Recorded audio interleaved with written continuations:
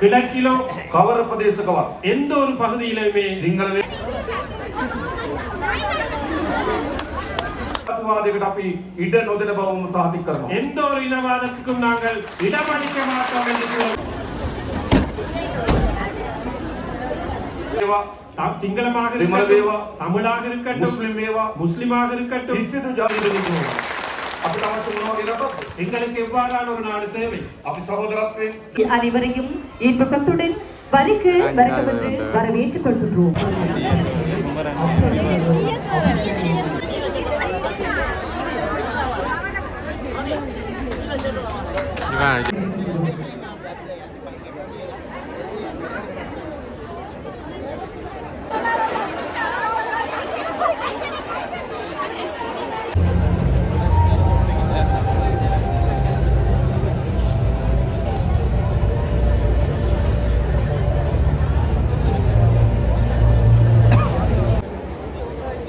சொந்தமாக இருக்க இடம் ஒரு அழகான வாழ்க்கை என்ற தொழிற்படுகள் தேசிய வீட்டு வசதி திட்டம் 2026 ஆண்டுக்கான ஒரு வைபவமாக இன்று சாவச்சேரியில் உள்ள மீசாலை என்ற இடத்துல மீசாலை வீரசிங்கம் ஆரம்பத்தில் இலங்கை ஜனாதிபதியாகிய அனுபவ திசாநாயக்க என்றால் சற்று நேரத்தில் 20 பயனாளிகளுக்கு வீடு வழங்க உள்ளது. அந்த காணொலியாக இந்த காணொலி அமைய உள்ளது. குமார் நம்ம சேனல்காரன் புதுசாக வந்து சேனலை சப்ஸ்கிரைப் பண்ணி பெல் பட்டன் தட்டுவீங்க. ஜனாதிபதி இப்போ வந்து கொண்டு இருக்கிறத நீங்கள் அவதானிக்கக்கூடியதாக இருக்குது.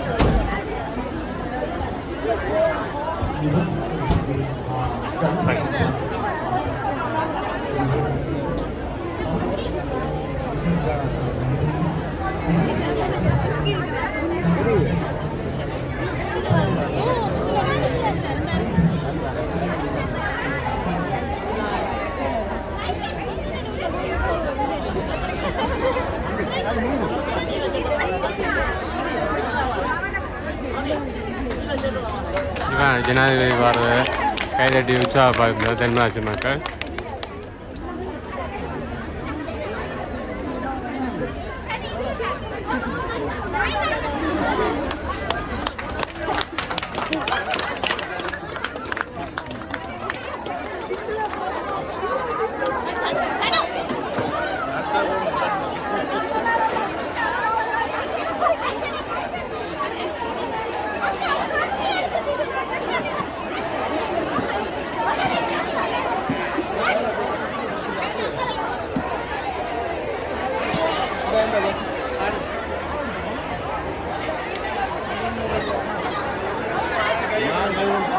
அனைவருக்கும் சந்தோஷமான உற்சாகமான காலை நேர வணக்கத்தை தெரிவித்துக் கொண்டு 2026ஆம் ஆண்டுக்குரிய தேசிய வீட்டு திட்டத்தின் தமக்கே உரிய பெருமையோடு பங்கெடுக்கின்ற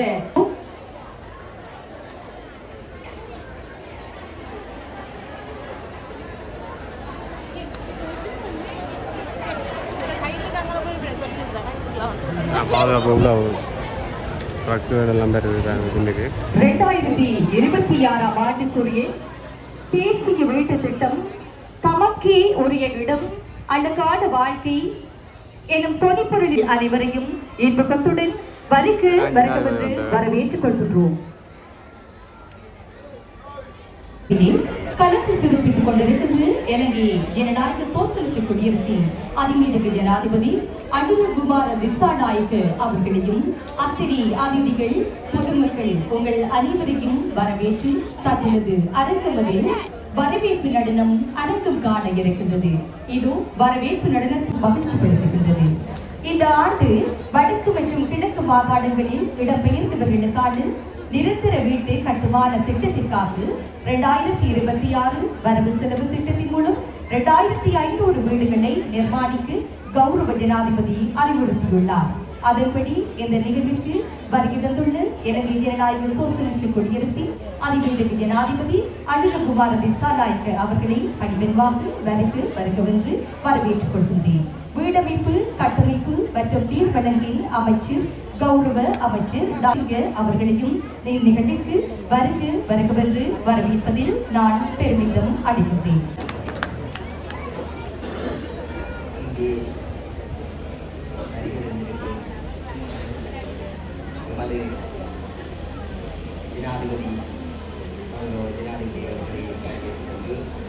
அதே நேரம் இந்த இடத்துக்கு வருகை தந்திருக்கும் பாதுகாப்பு அமைச்சர்களுக்கிடையே ஆளுநர் இங்கே வருகை தந்திருக்கும் கடற்தொழில் அமைச்சர் நீதியமைச்சர் அமைச்சர்களை தெரிவித்துக் கொண்டு சக பார்லமெண்ட் உறுப்பினர்கள் அரசு அதிகாரிகள் அதே நேரம் 17 ஆண்டுகளாக யுத்தத்தால் பாதிக்கப்பட்ட மக்கள் அடிப்படை உரிமையான வீட்டு திட்டத்தை பயனாளிகளாக இங்கே வருகை தந்திருக்கும் பயனாளிகளை வரவேற்றுக் கொண்டு அதே நேரம் வடமாகாண யாழ் மாவட்ட மக்கள் அனைவரும் எமது நாட்டின் ஜனாதிபதியின் உரையை ஆவலுடன் எதிர்பார்க்க வேண்டும் என்ற எண்ணப்பாட்டுடன் இங்கே குழுமியிருக்கும் அனைத்து மக்களுக்கும் வணக்கத்தை தெரிவித்துக் கொண்டு இந்த உரையை ஆரம்பிக்கின்றேன். ஆரம்பிப்பதற்காக நிதிகள் வழங்கப்பட்டன. ஆனாலும் அந்த வீடுகள் கட்டி முடிக்காத வீடுகள் தான் பல காணப்படுகின்றன. ஆகவே அவற்றை முடிப்பதுதான் எமது எதிர்பார்ப்பாக இருக்கின்றது. අපි මේ රැස්වීම ආරම්භ කරන්නේ නිවාස 31000 හදන්න ආරම්භ කරන්නේ. ඒ සයිට් එක.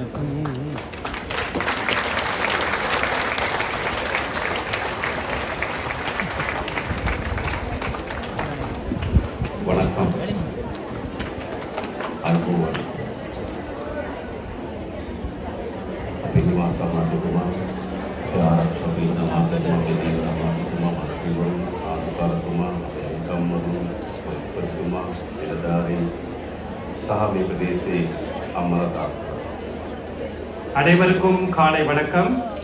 அதே போன்று இங்கு வருகை தந்திருக்கும் அமைச்சர்கள், பாராளுமன்ற உறுப்பினர்கள், ஆளுநர், அரசு அதிகாரிகள், பிரதான அதிதிகள், அதே போன்று அனைவருக்குமே வணக்கம் என்று கூறிக்கொண்டு உரையை ஆரம்பிக்கின்றார்.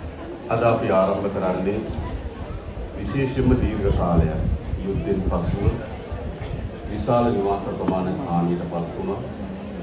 නමුත් විශාල කාලයක් ගත වෙලා තිබුණා එම නිවාස මුළුමනින්ම සාදර දම අවසන් කරන්න.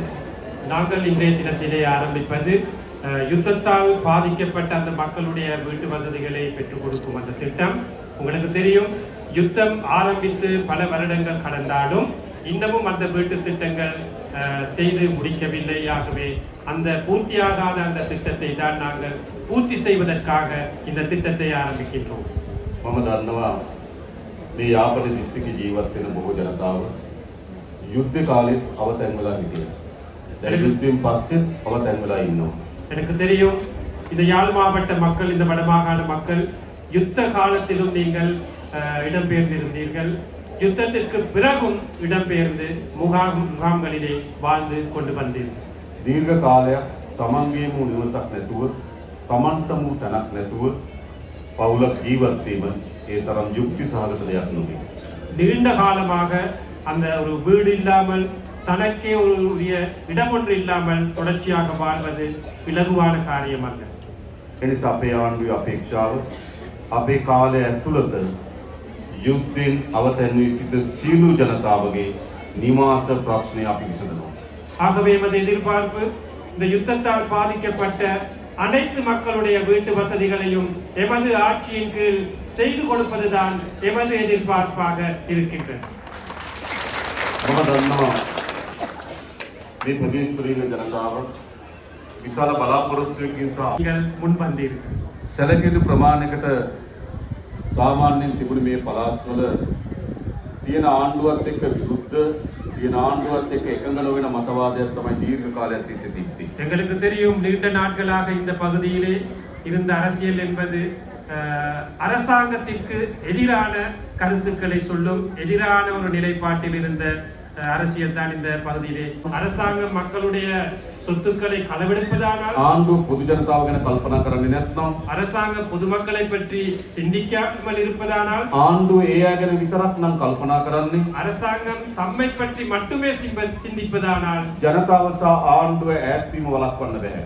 அரசாங்கமும் பொதுமக்களும் விலகுவதை நாங்கள் எங்களுக்கு தடுக்க இயலாது. ඇයි ඒවා ජනතාවට විරුද්ධ ආණ්ඩු?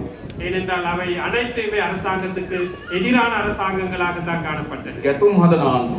முரண்பாடுகளை ஏற்படுத்தும் அரசாங்கங்கள், තමන් සහ තමන්ගේ පවුලේ වෙනුවෙන් විතරක් හදාගන්න ආණ්ඩු. தங்களையும் தமது குடும்பத்தை பற்றியும் சிந்திக்கும் அரசாங்கங்கள்.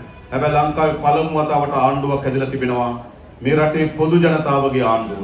ஆகவே இலங்கை வரலாற்றிலே முதல் தடவையாக ஒரு அரசாங்கம் அமைக்கப்பட்டிருக்கின்றது. பொதுமக்களுடைய ஒரு அரசாங்கம் அமைத்திருக்கின்றது. මා දන්නවා මැතිවරණයන් විදී ජනතාව තුළ විශේෂම උතුරේ ජනතාව තුළ අපි පිළිබඳ යම් කුකුසක් දෙගිඩියාවක් සැකයක් තියෙන්නේ නැති. விசேடமாக கடந்த காலங்களிலே அரசியல் எடுத்துக்கொண்டால் இங்கு வாழும் மக்கள் மத்தியிலே எமது கட்சி தொடர்பான ஏதாவது சந்தேகங்கள் காணப்பட்டிருக்கின்றன. අපි බලයට ගේන්න ඡන්දෙ දුන්නත් යම් සැකයෙන් යුතුව ඡන්දෙ දෙන්නේ නැති. எம்மை ஆட்சிக்கு அமர்த்துவதற்கு வாக்களித்தாலும் ஒரு சந்தேகத்தில் வாக்களித்திருப்பீர்கள். දැන් අපේ ආණ්ඩුව හදලා අවුරුද්දකට ටිකක් වැඩි කාලයක් ගත වෙලා තියෙනවා. இன்று அரசாங்கத்தை அமைத்து ஒரு வருடத்திற்கு சற்று அதிகமாக இருக்கின்றது. තවත් සැකයක් තියෙනවද? இன்னும் அந்த சந்தேகம் இருக்கா? අද පළමු වතාවට යාපනයේ ඔබ විශ්වාස කරන ආණ්ඩුවක් රටේ හැදිලා තියෙනවා. இன்று முதல் தடவையாக அந்த அரசாங்கங்களை நம்பும் வடமாகாண மக்களின் அந்த நம்பிக்கையுடனான ஒரு அரசாங்கம் அமைக்கப்பட்டிருக்கின்றது. විශ්වාස කරනව නේද? நம்புகிறீர்கள் தானே? විශ්වාස කරනවා. நம்புகிறீர்களா? ඔව් අපි එකක් ඔබට කියන්නම්. ஒன்றை நான் கூற விரும்புகிறேன். පළමු කොටම අපේ පහළ අමාරුවෙන් ජීවත් වෙන ජනතාවගේ ජීවිතය අපි සුවපත් කරන්න ඕන. முதலாவதாக நாங்கள் ஆக கீழ் மட்டத்தில் இருக்கும் வறுமைக்குட்பட்ட மக்களுடைய அந்த வாழ்க்கையை மேம்படுத்த ඒ வேண்டும். නිසා ආණ්ඩුවක් ලෙස කළ හැකි හැමදේම අපි කරනවා. ஆகவே அரசாங்கம் என்ற அடிப்படையிலே செய்யக்கூடிய அனைத்தையுமே அவர்களுக்காக செய்வோம். ගෙයක් නැති කෙනෙකුට ගෙයක් ලබා දීමට අපි කටයුතු කරනවා. ஒரு வீடு இல்லாதவருக்கு ஒரு வீட்டை வழங்குவோம். දරුවන්ට උදා අධ්‍යාපනයක් දෙන්න ඕන. ඒ සඳහා වැඩිම මුදල් ප්‍රමාණයක් මේ සැරේ අපි අයවැයකට වෙන් කරලා තිබෙනවා. பிள்ளைகளுக்கு சிறப்பான கல்வி உரிமையை கொடுக்க வேண்டும். ஆகவே ஒரு வரவு செலவு திட்டத்திலே ஒதுக்கக்கூடிய அதிகூடிய நிதியை கல்விக்காக நாங்கள் இந்த முறை ஒதுக்கி இருக்கின்றோம். හොඳ ආදාය මාර්ගයක් හදන්න ඕන. சிறந்த ஒரு வருமான வழியை நாங்கள் ஏற்படுத்தணும். විශේෂයෙන් ගත්තොත් කුෂ්කර්මාන්තය